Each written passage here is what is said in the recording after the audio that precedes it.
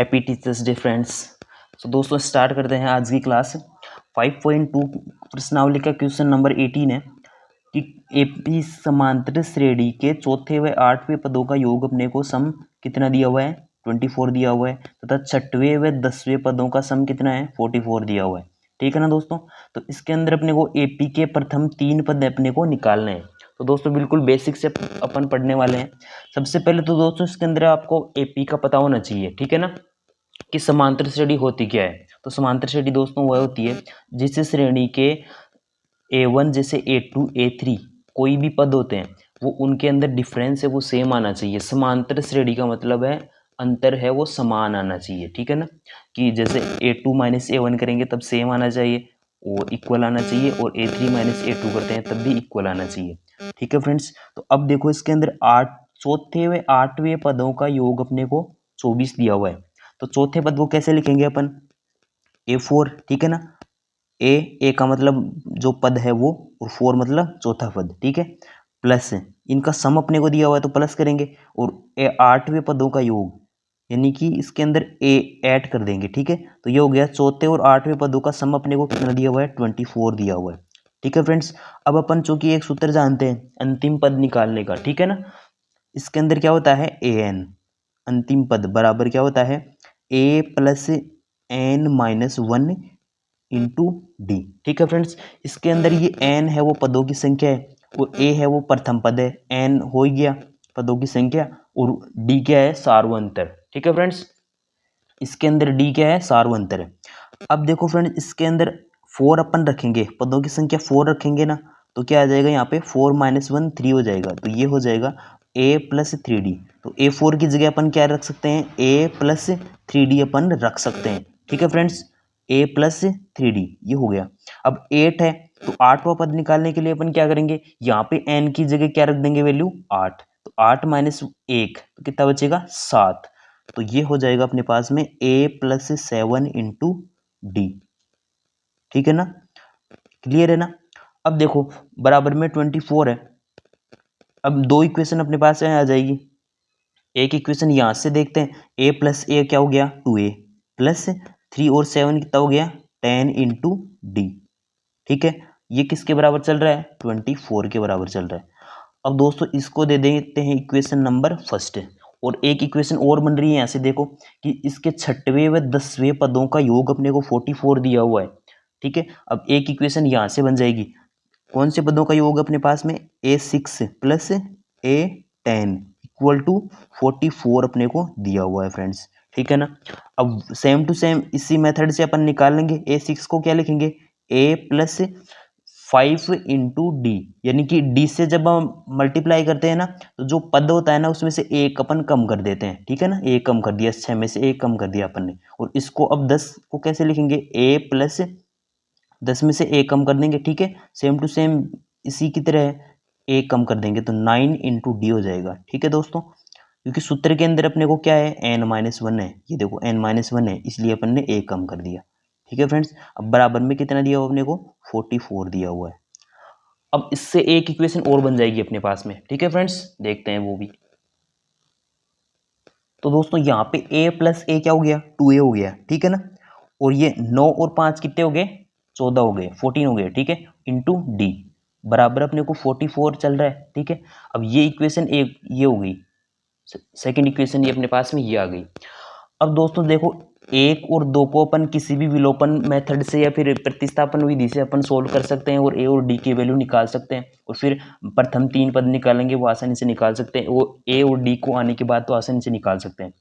तो यहाँ पे क्या करेंगे अपन, इसको या तो एक में से दो को बाकी निकाल देते हैं। ठीक है, तो समीकरण 1 माइनस कर देंगे 2 को। ठीक है, एक में से 2 को माइनस कर देंगे, या फिर 2 में से 1 को, किसी को भी कैसे भी कर सकते हो। समीकरण 1 माइनस 2 से अब देखो friends 2a plus 10 into D. अब यहाँ पे देखो दोस्तों ये 2a प्लस 10d है वो कौन से पक्ष में है, बायां पक्ष है ये इधर। ठीक है, और ये है दायां पक्ष, तो बाएं में से बायां जाएगा बाकी। ठीक है ना, तो इसको बाकी निकालेंगे तो ये बच जाएगा 2a, क्योंकि माइनस हो रहा है, ये समीकरण 2 माइनस हो रहा है इसलिए माइनस हो जाएगा, ये सब सारे के सारे माइनस हो जाएंगे ये। ठीक है, समीकरण 2 पूरा माइनस का हो जाएगा, और माइनस 14 इंटू डी। बराबर में क्या चल रहा है, इसमें तो क्या है 24 है और इसमें क्या है 44 है, माइनस हो जाएगा। अब फ्रेंड्स यहाँ पे 2a से 2a अपन कैंसिल आउट कर सकते हैं, ठीक है। अब 10 में से बाकी निकालेंगे -14 को, क्या बचेगा माइनस का 4 इंटू डी बराबर 24 में से 44 को बाकी निकालेंगे तो -20 बचेगा। तो यहाँ से अपन डी की वैल्यू निकाल सकते हैं, कितनी आएगी 4 पंजे 20, 5 आ जाएगा अपने पास में, ठीक है। तो सार्वंतर की वैल्यू अपने पास में क्या आ गई 5 आ गई। अब इस 5 को जो है किसी भी समीकरण में रख दो, ठीक है, अपन ए की वैल्यू अपने पास में आ जाएगी। अपन क्या कर रहे हैं, डी की वैल्यू जो है वो समीकरण 1 में रख रहे हैं। तो दोस्तों समीकरण 1 क्या था अपने पास में, ये था 2a plus 10 into D equal to 24। अब यहाँ पे अपन डी की वैल्यू रख देंगे, ठीक है ना। तो 2a प्लस 10 इंटू डी की वैल्यू थी अपने पास में आई थी 5 बराबर 24। तो अब दोस्तों क्या होगा 2a के बराबर क्या आ जाएगा अपने पास में 24, ये 10 गुणा 5 हो जाएगा 50, तो 50 है वो इधर दाएं पक्ष में जाते ही माइनस का हो जाएगा, ठीक है ना, क्योंकि पक्षांतरण होते ही चिन्ह चेंज हो जाता है, ठीक है। प्लस हो तो माइनस है, माइनस हो तो प्लस हो जाता है। तो 24 में से ये -50 निकालेंगे तो माइनस की ज़्यादा है यहाँ पे, तो माइनस का बचेगा 26 अपॉन 2, यहाँ पे डिवाइड में आ जाएगा, मल्टीप्लाई में था तो इधर डिवाइड में आ जाएगा, ठीक है ना। अब क्या आएगा माइनस का 13 आ जाएगा, 26 में 2 का भाग देंगे -13 आ गया। तो एक की वैल्यू अपने पास में क्या आ गई माइनस का 13, और डी की वैल्यू क्या निकाली थी अपन ने अभी, डी की वैल्यू अपन ने निकाली थी 5। तो अपने पास में डी की वैल्यू आ गई और ए की वैल्यू आ गई। अब अपन आसानी से समांतर श्रेणी के जो 3 पद हैं वो आसानी से निकाल सकते हैं, ठीक है फ्रेंड्स। क्या होंगे a1 होगा और a2 होगा और कौन सा होगा a3 होएगा, ठीक है ना। अब देखो दोस्तों a1 तो a के बराबर ही हो जाएगा, तो ये तो माइनस का 13 हो जाएगा, ठीक है।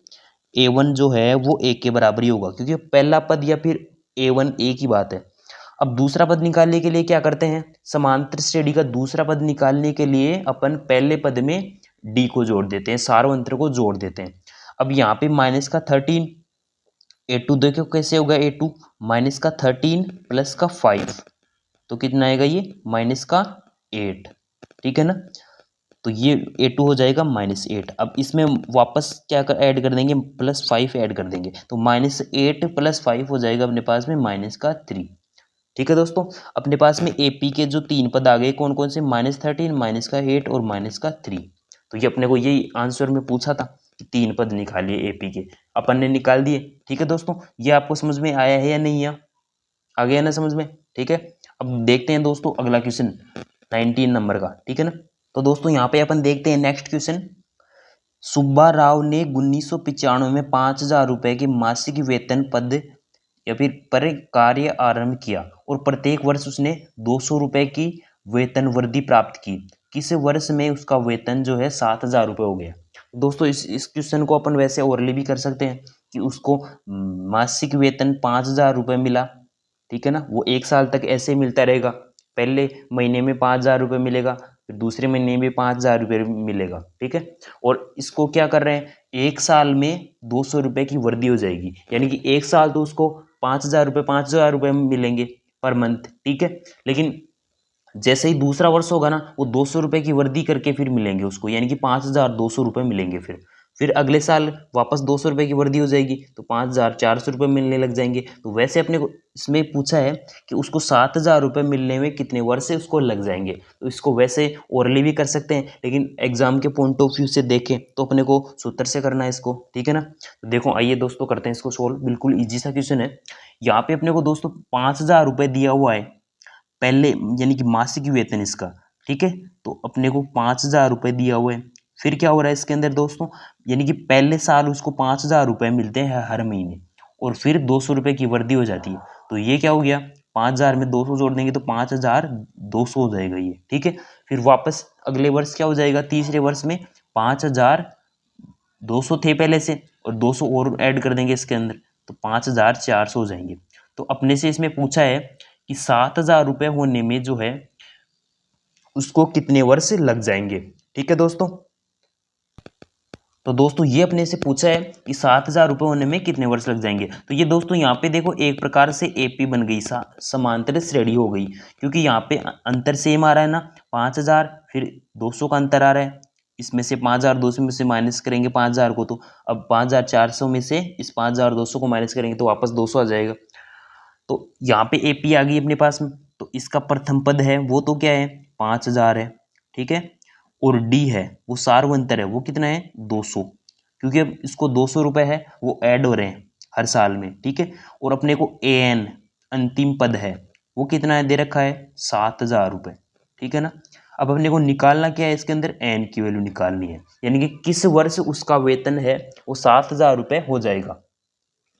अब दोस्तों फॉर्मूला लगा दो AN का, ठीक है। क्या होता है A+N-1 इंटू डी, ये फॉर्मूला होता है। इसके अंदर वैल्यूज रख दो और बस आंसर आ जाएगा अपने पास में, एन की वैल्यू आ जाएगी।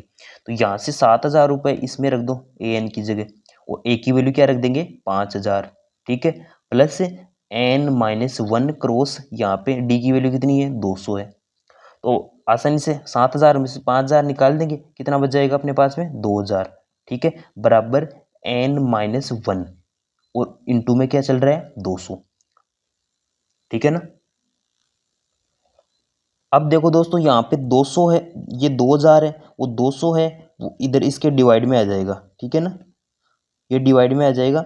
तो और बराबर में क्या चल रहा है N-1, तो ये 2 जीरो से 2 जीरो कैंसिल आउट हो जाएगी, और 20 के अंदर 2 का भाग देंगे तो 10 आएगा, तो 10 के बराबर N-1।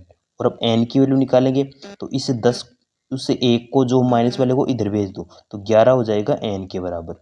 इसको ऐसे भी लिख सकते हैं कि N के बराबर क्या आ गया 11।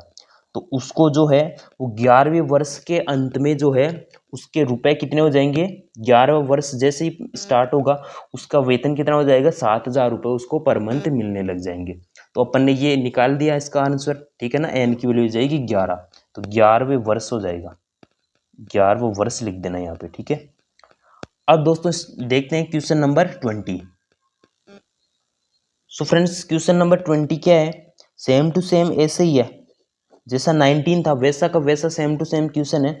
इसके अंदर देखो क्या है, रामकली ने किसी वर्ष प्रथम सप्ताह में 50 रुपए की बचत की और फिर अपनी साप्ताहिक बचत 17.5 रुपए जो है वो बढ़ाती गई, ठीक है ना।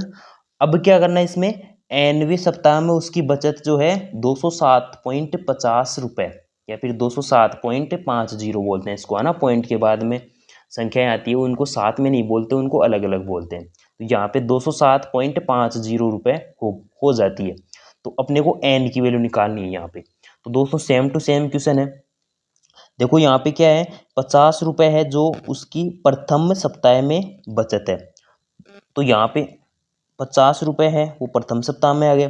फिर बचत बढ़ाती गई उसकी सप्ताह में, एक सप्ताह बाद में उसकी बचत जो है 17.5 बढ़ जाती है। तो इसमें 50 में 17.5 ऐड कर देंगे तो कितना आएगा 67.5 आ जाएगा। अब वापस इसमें 17.5 वापस ऐड कर देंगे तो क्या आ जाएगा अपने पास में, ये 68 हो जाएगा। ये 0.5 को जोड़ेंगे ना तो 68 हो जाएगा, और फिर 10 जोड़ेंगे तो 78, फिर से वापस 7 और ऐड कर देंगे इसके अंदर तो क्या हो जाएगा 85 हो जाएगा। तो वैसे ही इसके 207.50 रुपये होने में उसको कितने सप्ताह लग जाएंगे, ठीक है, ये अपने को निकालना है इसके अंदर। तो सेम टू सेम क्वेश्चन है, यहाँ पे एक प्रकार से ये AP बन गई। ए की वैल्यू क्या है यहाँ पे 50 है, और डी की वैल्यू क्या है 17.5 रुपये, और AN जो अंतिम पद है वो कितना है 207.50। अब दोस्तों AN की फॉर्मूला लगा दो और N की वैल्यू अपने पास में आ जाएगी। AN बराबर क्या होता है, अभी पढ़ा था अपने A+N-1 गुणा डी।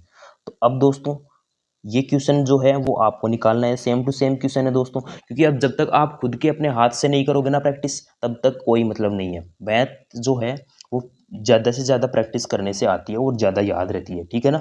तो इसके अंदर जो है आपको एन की वैल्यू निकालनी है, बस सारे ये वैल्यूज इसके अंदर रख करके एन की वैल्यू फाइंड करनी है आप लोगों को, ठीक है ना। मेरे को कमेंट बॉक्स के अंदर आप बता देना कितनी वैल्यू एन की आई थी, ठीक है दोस्तों। Bye bye, take care, see you soon. जय हिंद, जय भारत।